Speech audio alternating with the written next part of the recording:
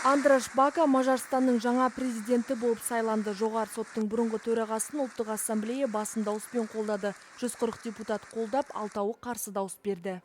Андраш Бака халықаралық деңгейде мойындалған заңгер. Ол 1991-2008 жылдары адам құқықтары жөніндегі Еуропалық соттың судьясы болды. Ал 2009 жылы Мажарстанның жоғары сотының төрағасы болып сайланды.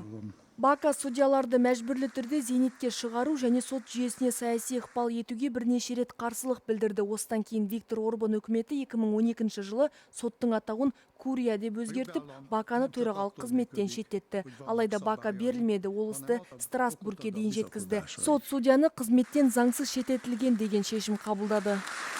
Azt gondoljuk, hogy Baka András egy valóban a politikai pártoktól független, szuverén ember, aki nem hiszem, hogy bármilyen módon befolyásolható lesz bármelyik politikai oldalról. Ұлықтау рәсіміндегі сөзінде жаңа президент мұндай қызметке дайындалуды әлде қашан тоқтатқанын айтты. Алайда жастар мен ауылдық жерлерде тұратын адамдар қолдап дауыс берген соң, ол өзін заң үстемдігінің тәуелсіз қолдаушысы болуға дайын сезінгенін жеткізді. Vagy másként gondolkodó polgárok. A köztársasági elnök ehhez saját alkotmányos hatásköreinek következetes, átlátható és független gyakorlásával járulhat hozzá.